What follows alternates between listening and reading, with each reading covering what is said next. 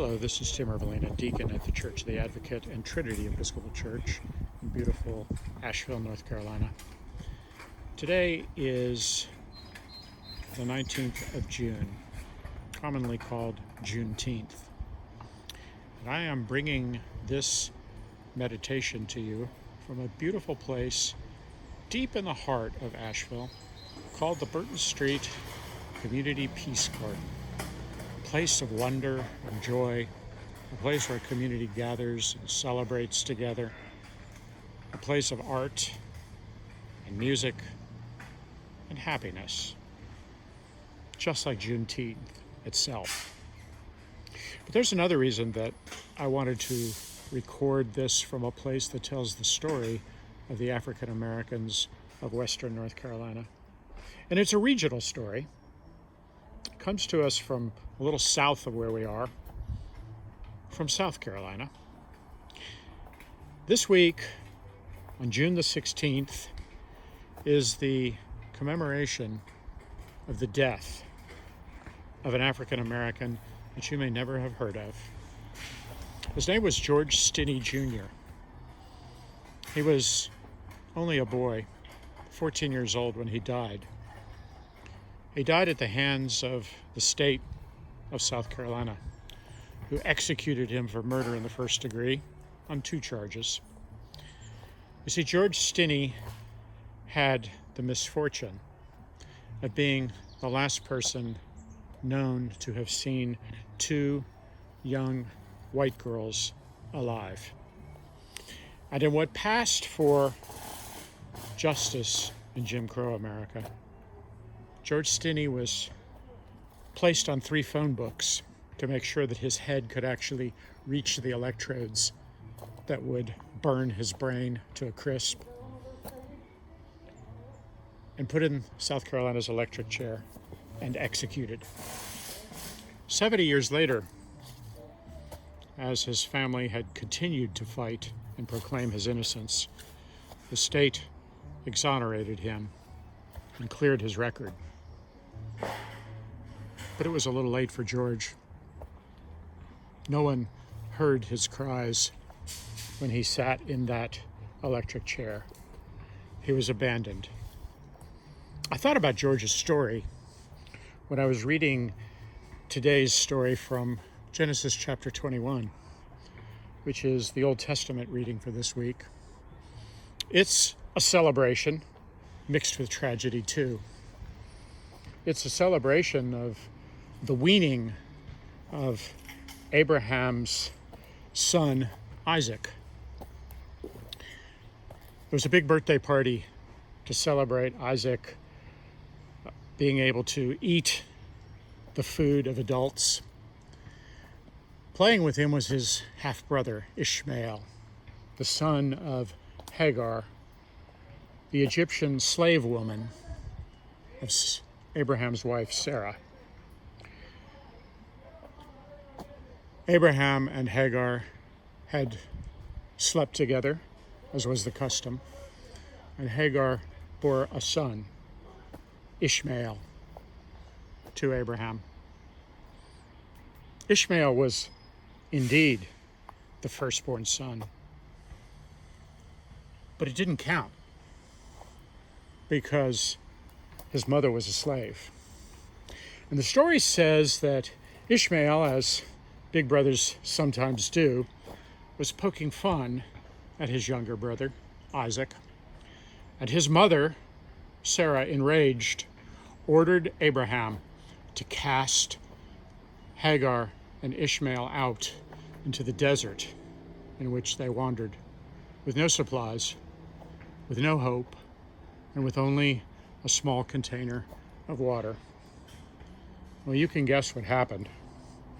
The water ran out, and Hagar and her son lay under what scraps of trees they could find in the desert scrub and waited to die, crying.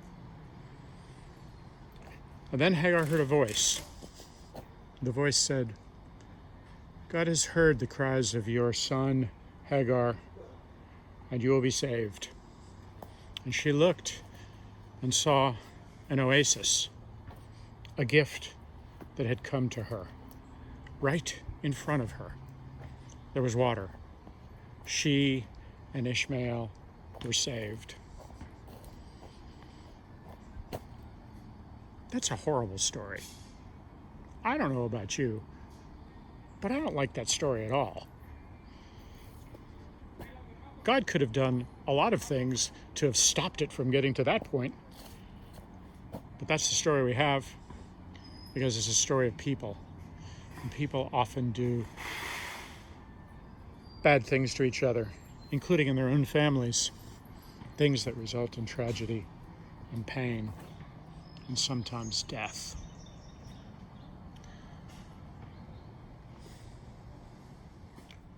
God heard the voice of that child, says the writer of the ancient Genesis story. God heard. I like to think that God heard other voices in these past few weeks in our country and around the world as people began gathering to protest police violence, the lack of justice, the execution of people whose voices for too long had not been heard. All the George Stinnies, all the George Floyds, all the Tamir Rices, all the voices, all the children, male and female, all of them, who it seems that God had not heard their voices. The scripture says God heard the voice. There was water. There was safety. There was new life ahead. Among the many powerful lives that are commemorated here at the Burton Street Community Peace Gardens is the life of Frederick Douglass, the great 19th century abolitionist and writer, a man who literally spent his life lifting up the voices of those who had gone unheard, who had gone oppressed, bought and sold like objects. Douglass once said about America, the life of a nation is secure only while that nation is honest, truthful, and virtuous. We haven't always been those things. Too many times we've been like Abraham, abandoning our children, leaving them to die without water in the desert, not even feeling bad, going on with the celebration of our lives, and forgetting that we celebrated on the blood, on the sweat, on the tears of those who are oppressed. And that's hard to admit.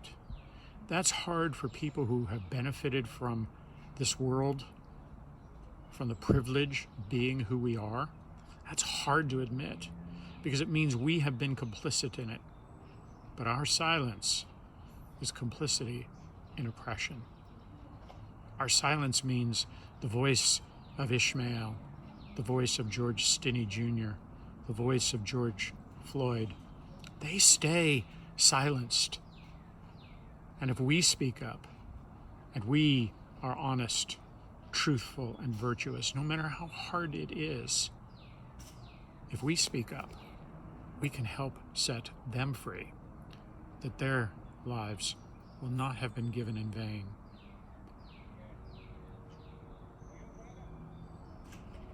Where will you stand?